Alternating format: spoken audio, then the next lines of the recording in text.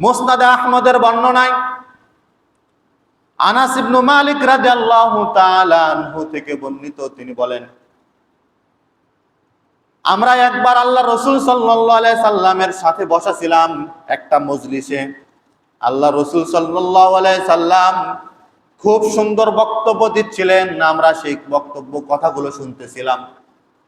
হঠাৎ আল্লাহ রাসূল সাল্লাল্লাহু আলাইহি সাল্লাম নিজের বক্তব্যকে বন্ধ করে দিয়ে তিনি আমাদেরকে উদ্দেশ্য করে বললেন, তোমরা শোনো, এখন এখানে একজন লোক আসবে, সে হলো জান্নাতি। আনাস ইবনে মালিক রাদিয়াল্লাহু তাআলা আনহু তিনি বর্ণনা করেন, আমরা সবাই অধীর অপেক্ষায় রইলাম ওই মানুষটা কে এখন আসবে, যাকে আল্লাহ রাসূল সাল্লাল্লাহু আলাইহি সাল্লাম জান্নাতি বলে ঘোষণা করলেন। কিছুক্ষণ পর আনাস ইবনে মালিক রাদিয়াল্লাহু তাআলা আনহু বলেন, আমরা দেখতে পেলাম একজন আনসারী সাহাবী, যাকে কেউ ঠিকভাবে চেনে না, তার পরিচয়ও কারো ঠিকভাবে জানা নাই। তিনি আসতেছেন, হাতে জুতা আর ওযুর পানি দাড়ি বয়ে টপ টপ করে পড়তেছে। আনাস ইবনে মালিক রাদিয়াল্লাহু তাআলা আনহু তিনি বলেন, দ্বিতীয় দিন আমরা ওই মজলিসে বসেছিলাম, আবারও আল্লাহর রাসূল সাল্লাল্লাহু আলাইহি ওয়াসাল্লাম তিনি নিজের বক্তব্য বন্ধ করে দিয়ে আমাদেরকে বললেন, তোমাদের মাঝে এখন এমন একজন আসবে যে ব্যক্তি জান্নাতি। আনাস ইবনে মালিক রাদিয়াল্লাহু তাআলা আনহু তিনি বলতেছেন, আমরা দেখতে পাইলাম গতকাল যে মানুষটা আসলো আজও সেই একই মানুষ। তৃতীয় দিন আমরা আল্লাহ রাসূল সাল্লাল্লাহু আলাইহি সাল্লামের বক্তব্য শুনতেছিলাম, দেখতে পেলাম হঠাৎ করে আল্লাহ রাসূল সাল্লাল্লাহু আলাইহি সাল্লাম নিজের বক্তব্য বন্ধ করে দিয়ে আবার ওই একই কথা বললেন, একটু পরে তোমাদের মাঝে এমন এক ব্যক্তি আসবে যে ব্যক্তি জান্নাতি। আনাস ইবনে মালিক রাদিয়াল্লাহু তাআলা আনহু তিনি বলেন, আমরা দেখতে পেলাম সেই একই মানুষ হাতের মধ্যে জুতা আর ওযুর পানি দাড়ি বয়ে টপ টপ করে পড়তেছে। তৃতীয় দিন আল্লাহ রাসূল সাল্লাল্লাহু আলাইহি সাল্লাম যখন নিজের বক্তব্য শেষ করে মজলিস শেষ করে উঠে চলে গেলেন, আনাস ইবনে মালিক রাদিয়াল্লাহু তাআলা আনহু তিনি ডাক দিয়ে বলতেছেন যে ওই মজলিসের মধ্যে বসা সাহাবীগুলোর মধ্যে একজন সাহাবী আমর ইবনুল আস রাদিয়াল্লাহু তাআলা আনহু ওই আনসারী সাহাবীর পিছনে রওনা হলেন। আনসারী সাহাবীর পিছু পিছু গিয়ে দেখলেন তার ঠিকানা কোথায়, তার বাসা কোথায়।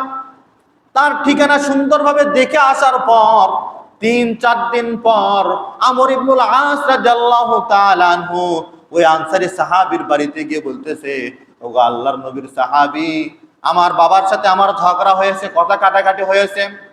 এটা বড় বিষয় নয়, তবে কথা হলো বাবার সাথে ঝগড়ার এক পর্যায়ে আমি আমার বাবাকে কসম করে বলে ফেলেছি, আল্লাহর কসম করে বলে ফেলেছি, আগামী ৩ দিন আপনার বাড়িতে আমি আর প্রবেশ করব না। যেহেতু কসম করেছি তাহলে তো আমি আর যাইতে পারবো না।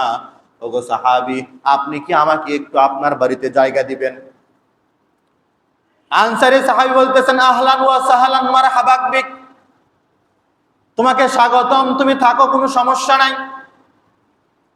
আমর ইবনুল আস রাদিয়াল্লাহু তাআলা আনহু তিনি ওই আনসারী সাহাবীর বাড়িতে থাকা শুরু করে দিলেন সিসি ক্যামেরার মতো। ওই সাহাবী যেখানে যায় আমর ইবনুল আস রাদিয়াল্লাহু তাআলা আনহু সেখানে যায়,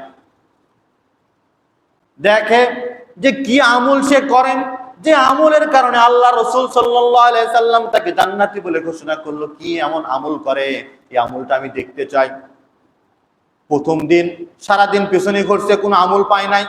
রাতের বেলা এশারের নামাজ পড়ে ওই সাহাবী ঘুমানোর সময় বিছানায় মাথা দিয়ে কি যেন বিড়বিড় করে বলে ঘুমিয়ে এক ঘুমে তার ফজর আজান।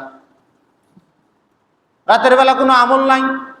ফজরের নামাজ পড়ে পরের দিন দ্বিতীয় দিন ওই একই ভাবে যে আমলগুলো আমর ইবনুল আস রাদিয়াল্লাহু তাআলা আনহু করে, ওই একই আমল ওই আনসারী সাহাবীও করে, কোন আমল খুঁজে পায় না। দ্বিতীয় দিন ওই একই অবস্থা, এশারের নামাজ পড়ে ওই সাহাবী বিড়বিড় করে কি যেন বলে ঘুমিয়ে দিল এক ঘুমে ফজর। দ্বিতীয় দিনটা ওইভাবেই কাটলো, কিন্তু আমর ইবনুল আস রাদিয়াল্লাহু তাআলা আনহু তিনি কোনো আমল পাইলেন না। সে কি এমন আমল করেন? আমর ইবনুল আস রাদিয়াল্লাহু তাআলা আনহু তিনি আশ্চর্য হয়ে গেলেন, এই আনসারী সাহাবী যে আমলগুলো করে সারাদিন আমিও তো একই আমল করি। তিনি আশ্চর্য হয়ে গেলেন, তাহলে তার আমল, তার ভেতরে কি এমন খাস আমল থাকতে পারে। তিনি বললেন আরো একদিন আছে, চেষ্টা করে দেখি কোনো আমল পাই কিনা।